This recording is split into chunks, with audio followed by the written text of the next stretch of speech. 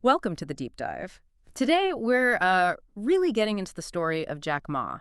We're looking at his journey, his philosophy, using a really compelling speech he gave on YouTube as our guide. Right. And this isn't just, a street biography.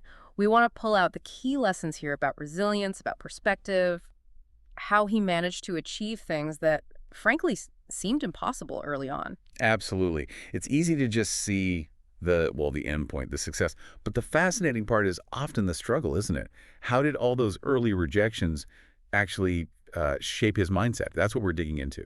Okay, so let's start with those early struggles because, wow, the sheer number of rejections is kind of staggering. It really is. We're talking failing primary school tests, not just once, twice. Correct. Okay. Then middle school exams. He failed those 3 times. And get this, apparently his whole primary school graduating class, the entire group, was initially rejected by every single middle school in their city because they were considered, well, too bad. Wow. Just wow. That's intense. Even at that age, facing that kind of wholesale rejection, you have to think that does something to you. Right. Does it make you tougher? Or just, does it make you feel like the world's against you? It must build some kind of grit early on, maybe. Yeah. Or at least normalize the idea of hitting a wall. It really seems like it must have. And it didn't stop there, academically speaking. University entrance exams, he took those 3 times before getting in. 3 times. Okay. Perseverance right there. Definitely. But then you get to the job hunt. He applied for 30 different jobs. 30. Rejected. Every single time. 30 for 30, that's brutal. Yeah, just let that sink in for a second. It really makes you wonder, doesn't it? What's going on inside someone's head to just keep putting themselves out there after that kind of constant negative feedback? Did he just have this unshakable self-belief somehow? It's a great question. And some of the specific rejections are almost comical in hindsight. Like, he tried to join the police force. 5 people applied, 4 got accepted. He was the one they turned down. Of course he was. It sounds like a pattern. Exactly. And then KFC came to the city. Big deal, right? Sure. 24 people applied for jobs there. 23 got hired. Let me guess. Yep. He was the one applicant they didn't take. It's almost hard to believe, but it paints this picture, doesn't it, of someone just consistently not fitting the mold, constantly being overlooked. Yeah. Did that maybe force him to think outside the box because the conventional paths just weren't working for him? That seems like a really plausible takeaway, especially looking at where he ended up. And speaking of unconventional goals, or seemingly impossible ones, Harvard University Yes. applied 10 times. 10 times. 10 rejections. Okay, that's dedication, even in failure. But here's the kicker. Instead of just being crushed, apparently he had this thought like, okay, maybe one day I should go there and teach. Whoa, okay, that's not just resilience. That's flipping the script entirely, isn't it? Right. A huge leap in perspective. It really is. It's not just, I want to get in. It's, I envision myself belonging here at a level of authority. Maybe those rejections didn't just make him try harder. They made him aim, well, fundamentally higher in a different way, like mastering the whole system that rejected him. Which ties really nicely into his philosophy, how it evolved. He talks about, wanting to change the world when he was younger. We all kind of feel that, right? Sure, yeah, idealism. But his thinking shifted. He started believing that changing yourself is actually the more effective starting point. His reasoning was that changing yourself is, and I quote loosely here, more important and easier than change the world. That's such a powerful idea. It takes this huge, overwhelming goal, changes the world, and makes it actionable. Focus on what you can control. Yourself, your reactions, your skills. Exactly. It's empowering, really. Instead of being paralyzed by the scale of things, you focus inward.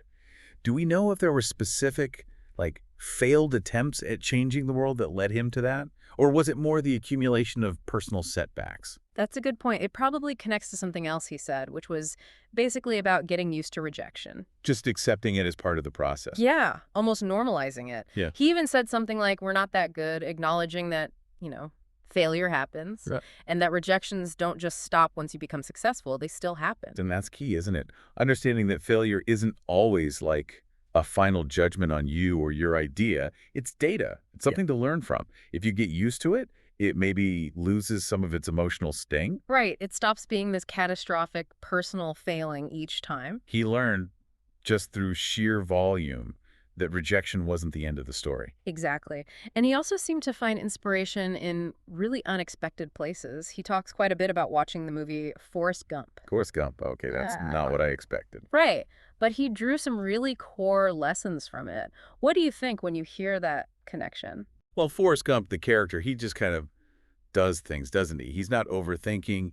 He's maybe a bit naive, but he's persistent. He believes in what he's doing, like with the running or the shrimping boat. That's exactly what Ma highlighted. Believe in what you're doing. Love it, even if others don't get it. And keep it simple. Keep it simple. Yeah, Forrest wasn't about complex strategies. And Ma really connected with that life is like a box of chocolates idea, too. You never know what you're going to get. Exactly. It mirrored his own unpredictable journey.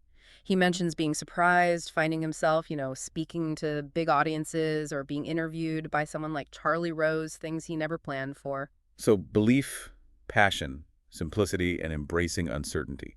How do you see those playing out in, say, the early days of Alibaba? China's internet scene back then was pretty wild, right? Totally. So maybe that belief was just crucial when everyone else was skeptical. And keeping it simple, just connecting buyers and sellers, was probably vital when the tech landscape was so new and complicated. The box of chocolates thing. Well, the internet itself was a bit of a box of chocolates back then. That's a great analogy. It really highlights that sometimes the best insights don't come from, business gurus or textbooks. They can come from anywhere, even a movie character. Keep your eyes open. Definitely. Now, shifting slightly, it's clear his vision wasn't just about him making it big. He talks about sharing this vision with his early team, like right in his apartment, years ago. What was the core of that vision? It wasn't just about them getting rich. The goal, the driving force they talked about was helping. I think the figure he uses is 80% of the young people in China can be successful. A much bigger mission. Wow. Okay, that's powerful. That gives you a why that's much bigger than just profit or personal success. When you have a collective mission like that, something that's about empowering others on a huge scale, it probably fuels commitment in a different way. People aren't just working for a paycheck. They're part of something potentially transformative. And you have to remember where they started. He emphasizes this. No rich dad, no powerful uncle, no big bank loans, no government connections or funding. Basically, none of the usual advantages. None. Their main asset, teamwork. They had to rely on each other and that shared vision. It's a classic startup story in that sense. But the scale of the vision is immense. It shows how internal cohesion, that shared belief, can be a massive force multiplier, especially when you lack external resources. Their unity was their leverage. Yeah, exactly. But even with all that success, Ma talks about being concerned now, seeing young people maybe losing hope, losing vision, getting stuck in complaining. It's easy to fall into that trap, isn't it? Especially when things are tough. For sure. And he's honest. He says, look, he and his team went through periods of being depressed, feeling down because of all the rejection. It's not like they were immune. But there's a difference, right? Feeling down versus just complaining. That's the distinction he makes. It's about what you do after the failure.